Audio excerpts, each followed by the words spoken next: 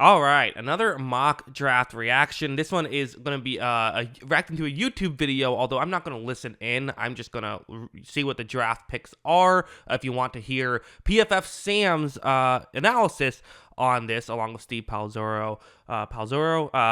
Names are hard. I'm doing my best here. You see the title on the screen. It's the 2-round 2024 NFL mock draft. What Sam would do. So check that out if you want to. There might be a little bit more cutting in this video than I usually like to, because again, I have to try and find a list. It might take a little bit longer, so I'll edit out any silent parts, of course. But yeah, let's just get into it.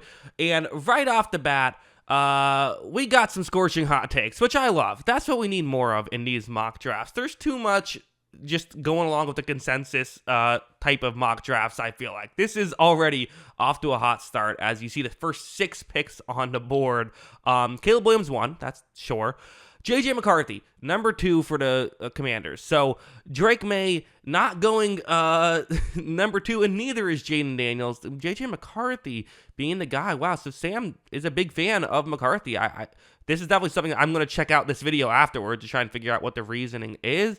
I don't know. I like JJ McCarthy as a player. I do. I think there are some. I think there's just so much of a higher ceiling with May is how I would view it. And for me, when I'm drafting a quarterback, part of what I want to do isn't just draft a quarterback I think could be good. The goal is to win a Super Bowl, and a solid quarterback doesn't really help you win a Super Bowl outside of their rookie deal, which is still valuable. But for the elite top guy, you kind of need to have a. If you want to be a Super Bowl team, kind of might oftentimes need like that elite guy. I just don't know if. I think not putting May in number 2 or 3 is a mistake. Also, the Broncos trading the number 3. Now, that's interesting. I haven't seen that talked about a lot, of the Broncos trading to 3. You've seen do the Patriots, I guess not the Patriots, do the Vikings trade to number 3. I've seen some the Giants trade to number 3. The Broncos, though, is interesting. And honestly, I don't think it's crazy. I don't hate that take at all, actually, of having the Broncos trade up that high. Then you have the Cardinals at 4. That's kind of the easy one.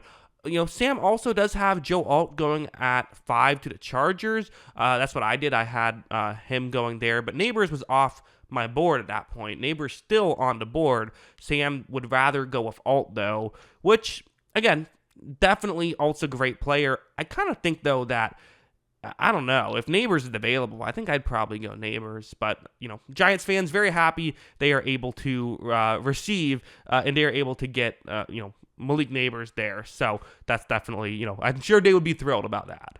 Okay, next couple of picks here. Talise Fuaga at number 7. I would love to know Sam's thoughts on this pick exactly and why he did this, because for me personally, this feels like a reach based on need, which I don't think you should almost ever do. I think the few times you should reach based on need are if you're trying to be competitive right now, which, I don't know, the Titans could be maybe a dark horse playoff team. I don't see them as much more than that. So that feels like I would rather go with a better player. If there's one available, I'd rather go with Drake May, even though they have Will Levis. I think Drake May is a better prospect. And the color is the same, so who wouldn't even have to worry about having too much of a different color uniform if that's something anyone worries about. And Jared Verse to the Falcons, another interesting one, as again, I've seen a lot of people speculate different players there.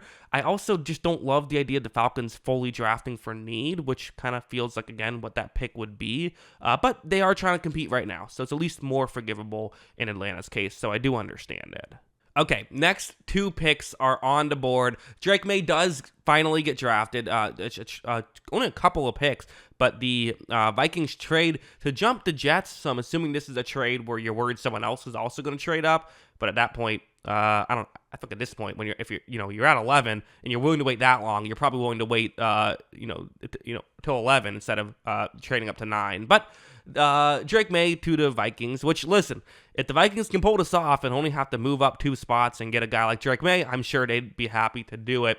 Again, I don't think this is happening, but, okay, interesting. I am wondering why, Sam is lower on May than many people are.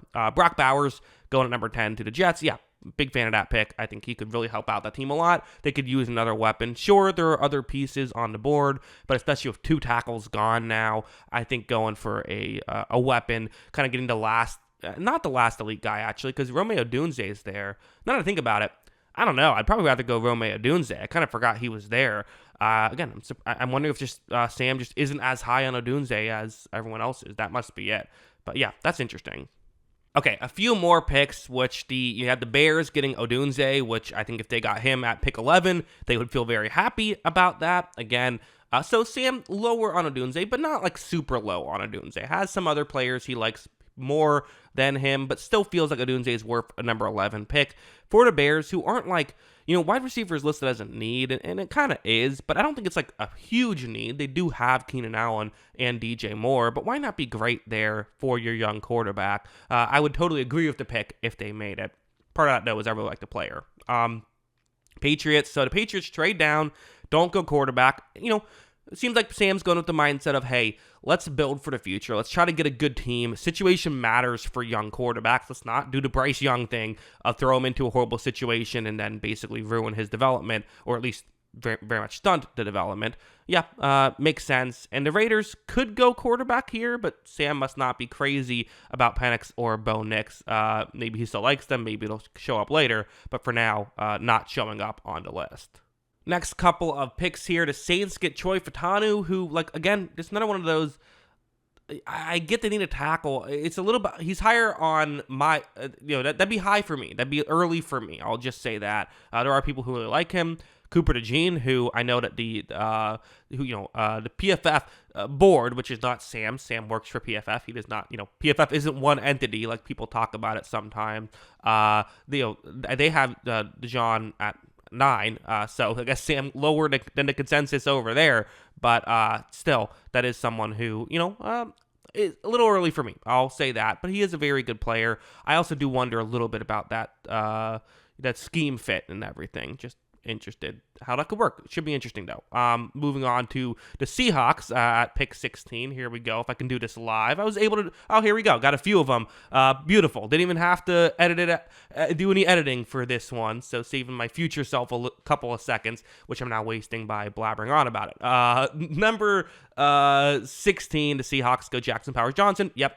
Big fan of that. I think that more people should be doing that. I think is something that could happen, and I think it would make sense if the Seahawks do that. Something I haven't seen a lot, which I don't know why, because it makes perfect sense. Zerhan Newton goes at number 17 to the Jaguars, which again, I don't. It's not listed as a need for Jacksonville, right? They have more pressing needs, but sometimes just draft a good player, which I think is what they're doing. Now, he has Newton above Byron Murphy. I know the PFF board also has Newton above Murphy. I have Murphy ahead, but I don't think it's a crazy hot take to do it the other way around. I really don't. And Leulatu at 19. I mean, those are 3 really good defensive linemen going in a row. For anyone who is hoping for a defensive lineman shortly after is going to be disappointed, because I think those are all good picks. Next 2 picks. So you have the Steelers going for Marius Mims, who, again, could definitely use an offensive lineman. I think that out of the guys left, Mims is certainly a good one to go with. No real issues here. Graham Barton, I guess, would be the one guy you'd maybe consider over Mims, but again, it is kind of a deep offensive line class. I do think a lot of offensive linemen are going in the first round here, which isn't always the most, hyped up discussions, but again, can definitely be the difference in winning or losing football games, so still is important. Next couple, so you have Quinyon Mitchell to the Eagles, which again, could definitely use a corner. Totally get the logic there. Dallas Turner falls a bit here, and it looks like there was a trade. I believe that was with when the Patriots traded back originally. That was part of it.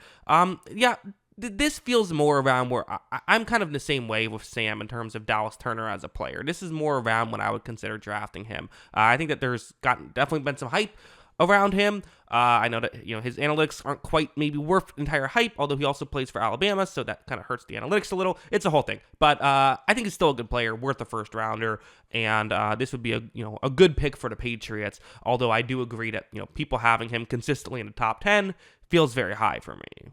Next 2 picks, he has the Cowboys going off Donnie Mitchell, which would be an interesting one. So, again, I don't hate it, actually. It feels like a lot of people are going offensive line, but if there is a bit of an offensive line run, that he is projecting, I can kind of understand why you would maybe say, well, let's just go for receiver and try to get some help there, because it is, CeeDee Lamb can't do it alone. Also, Nate Wiggins to the Packers does kind of make some sense. I do understand the logic. One thing I've thrown out before, I wonder if Tampa Bay considers trying to jump teams like Dallas and Green Bay who have some of the same needs. I wonder if they make a move like that. Just something to pay attention to. Next couple of picks, you have Tampa Bay going with J.C. Latham. I like J.C. Latham. Can he play guard is a bit of a question, because Tampa Bay did have, I think that's something they're going to be concerned of, is they had the whole thing where they drafted Luke Goedeke of like, hey, he's a good tackle, let's play him at guard, and then he ends up being a, very bad guard. They move him back to tackle, and he was awesome. So they have two good tackles, but I wonder are they going to try that again? Because, listen, it worked out. They had Donovan Smith end up walking, and so they had an extra room at tackle. But do they, now there's no other tackle, there's no room for another tackle if they have to make that move. So, although, if you believe he can play center, if you believe he can play guard, it can make some sense. So, Zach Frazier, 26, bit high for me. It is. I don't know if I would love that pick. Okay, for some reason, the video on the podcast has now gone to this, where it's just showing the still images instead of the actual, simulator. But either way, it's same kind of idea. Troy Franklin going as a wide receiver to the Buffalo Bills. Listen, no issue with the Bills going wide receiver. Again, I guess Sam is not a big Brian Thomas Jr. fan. I don't know. But again, wide receivers are hard to evaluate. Guys are going to have different opinions, but that is not my opinion. And then we'll go over to the next one right here. Next couple of picks. Kool-Aid McKinstry to the Lions. Yeah.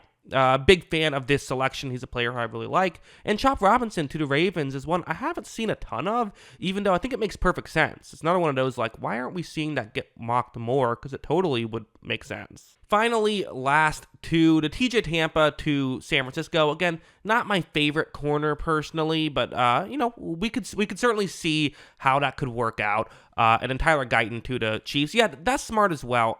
I'm not crazy about Guyton, but like just thinking tackle makes sense there. So many people are like wide receiver. Honestly, their biggest need is left tackle. Like, granted, they just won a Super Bowl with Donovan Smith playing left tackle, so maybe they're like, hey, we don't need a good left tackle. We're all right. I'd still go out and try and get a better left tackle, though. So I don't hate the idea, although I'm not crazy about Guyton as a player. So, yeah, that is the reaction to a wild list. Definitely one of the crazier mock drafts I've seen out there, but also a very fun one. And while there's a lot of hot takes there, only a couple I'm like, absolutely not. And a lot of interesting takes. A lot of times there were takes that I'm like, yeah, I haven't seen that, but that makes total sense. So as a whole, hey, don't get turned off by some of the takes you disagree with, because there's going to be it's a good lesson in general for this stuff, right?